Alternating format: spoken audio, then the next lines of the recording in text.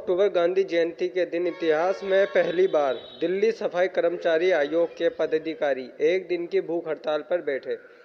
Delhi Panchkuiya road स्थित वाल्मीकि मंदिर के ग्राउंड में नगर निगम के निजीकरण व निगम कर्मचारियों के शोषण के खिलाफ आयोग पदाधिकारी एक दिन की भूख हड़ताल पर बैठ गए।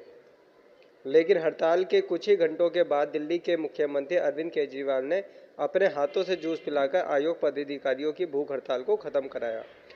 इस पूरे मुद्दे पर देशगाता संवाददाता ईश मलिक ने सफाई कर्मचारियों के हितकारी वो सभी सवाल आयोग अध्यक्ष संजय गहलोत से पूछे, जिनके जवाबों से समस्याओं का समाधान होना है। देखिए प्रस्तुत सवालों पर क्या जवाब दे रहे हैं दिल्ली सफाई कर्मचारी आयोग के अध्यक्ष संजय गहलोत जी। आज निजीकरण को लेके आपके द्वारा जो प्रोटेस्ट किया गया, अनशन पे आप बैठे थे, लेकिन क्या कारण रहा कि इस अनशन को आपको बीच में ख़त्म करना पड़ा? देखिए, इसका सीधा सा कारण है, पहले तो हम क्लियर करना चाहते हैं कि हमें यहाँ आने की ज़रूरत क्यों पड़ी। जैसे ही हमने सुना कि जो ठेकेदारी का दंश यहाँ लादा जा रहा है, थोपा जा रहा है हमारे कर्मचारियों पे, जो लोग परमानेंट होने वाले 20-20 साल से काम कर रहे, 25 साल से, उन सबको हटा दिया गया है। कल भी हमने देखा यहाँ सारा साउथ जोन को और उत्तरी जोन को 4-4 वार्ड भी प्राइवेट कर दिए गए, सर हम प्राइवेट कर दिए गए वहाँ पे। लिहाजा इस पर तत्काल रोक लगाने की आवश्यकता थी, लिहाजा हमें यहाँ पर बैठना पड़ा। इन ऑल रेस्पेक्ट हमें नोटिस लगाने के पश्चात यहाँ बैठना पड़ा।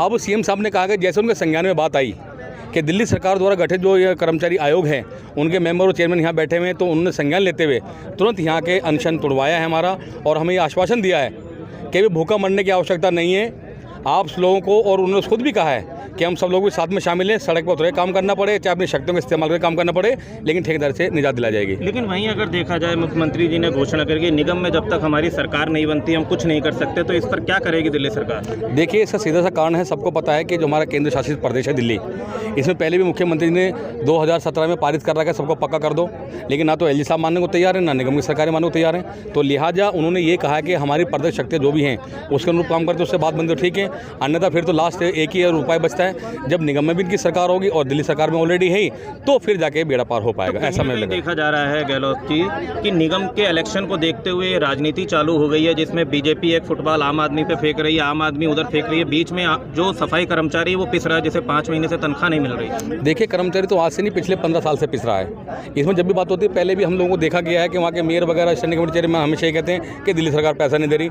दिल्ली सरकार से बात करते हैं तो कहते हैं हम पैसा दे चुके हैं, और दिल्ली सरकार तो दावा करती है कि जो पिछली सरकार द्वारा पैसा दिया गया था उसके कहीं गुना जाके हम ज़्यादा पैसा दे रहे हैं। तो इस बारे में भी देखिए, कर्मचारी ही पिस रहा है, फुटबॉल बना के रख दिया गया है, ये बिल्कुल पक्की बात है।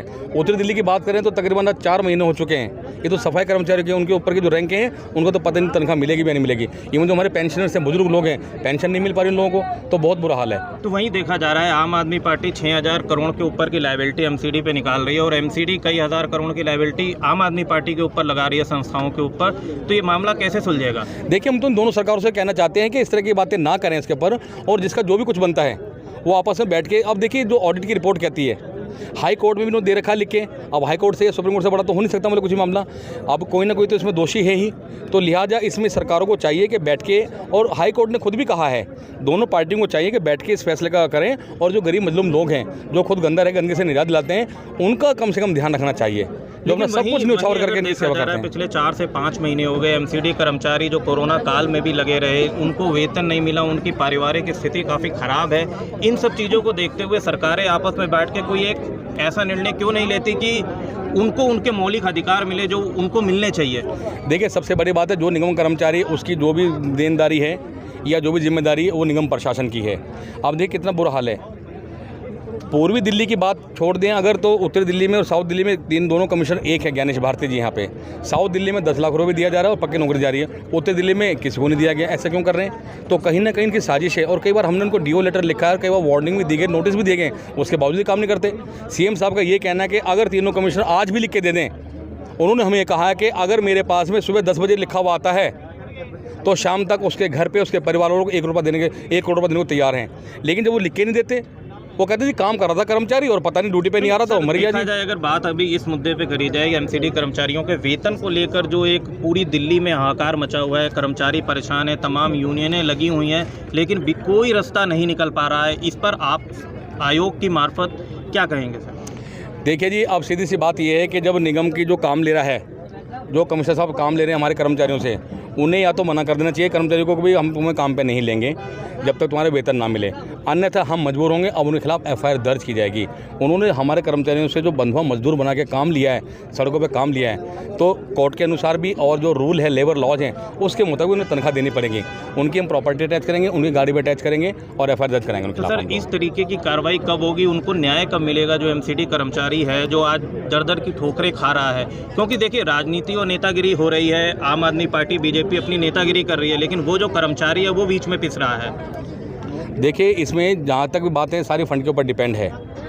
पिछली बार भी जब हमने कमिश्नर से कहा कि हम आपके एफआईआर दर्ज कराएंगे, तो उस दिन 1 सेकंड के अंदर 90 करोड़ रुपये डिस्ट्रीब्यूट कर दिया। वो पैसा कहाँ से आ गया? तो कहीं ना कहीं जो पॉलिटिकल पार्टी है उनके ऊपर दबाव डालती है, क्या करती हैं। बल्कि देखिए, दिल्ली सरकार में भी आईएएस अधिकारी हैं और दिल्ली निगम में भी आईएएस अधिकारी हैं। इन सबको एक सामंजस्य बिठाना पड़ेगा तो कुछ बात बन पाएगी, अन्यथा दोषारोपण करते हैं तो कोई फायदा होने वाला नहीं। आयोग के सदस्य होने के नाते आपकी जो जिम्मेदारी बनती है, क्या आप सक्षम अधिकारी के ऊपर एफआईआर दर्ज कराने की तैयारी करेंगे? जी बिल्कुल। देखिए, इसी श्रृंखला में बताना चाहते हैं कि महमूद प्राचार्य जो एडवोकेट के माननीय हमारे वकील हैं, उनको हमने अपॉइंट कर लिया गया है और वो अब हियरिंग पे हमारे साथ बैठा करेंगे। इनकी जो भी खामियां रही हैं, क्योंकि आज तक वहाँ कमिश्नर नहीं आ पाए, अपने 2 दूसरे डिप्टी कमिश्नर्स हैं, डेली कमिश्नर, उनको भेज देते हैं। हम चाहते हैं कमिश्नर फुल्ली कम्पिटेंट अथॉरिटी होते हैं, वो आके हमारे पास जवाब दें। अगर वो नहीं आए तो उनकी जो सीआर होती है ना, कॉन्फिडेंशियल रिपोर्ट होती है, उनकी सर्विस बुक होती है। आज तक तो इन्होंने हमारे सफाई कर्मचारियों की सीआर खराब करी है। अब सफाई कर्मचारी आयोग में चेयरमैन के नाते संजय गहलोत में बता रहा हूँ, चेतावनी दे रहे हैं उनको। आज तक हमारे सफाई कर्मचारियों की सर्विस बुक खराब करी है, अब उनकी सर्विस बुक खराब करने के लिए आगे हूँ मैं, वहाँ पे उनकी सर्विस बुक खराब की जाएंगी। एमसीडी कर्मचारियों को आप कितना आश्वस्त करेंगे? कितने महीने में उनकी सैलरी दिलाने का एक आपकी तरफ से कोई प्रोग्राम है? देखिए, सैलरी तो उनकी इसी महीने होनी चाहिए और सारी की सारी होनी चाहिए, बल्कि विद इंटरेस्ट होनी चाहिए। कितनी बैंक का होता है तो करोड़ों रुपये होता है, उसका काफ़ी ब्याज बैंक को मिलता है, तो लिहाजा उनकी विद इंटरेस्ट होना चाहिए। और जो दोषी इस मामले में जो गुमराह कर रहे हैं, इसका हम पटाक्षेप करेंगे और उनके खिलाफ एफआईआर दर्ज करा के अपने वकील साहब के थ्रू मिलकर इनको जेल में भेजने का काम करेंगे।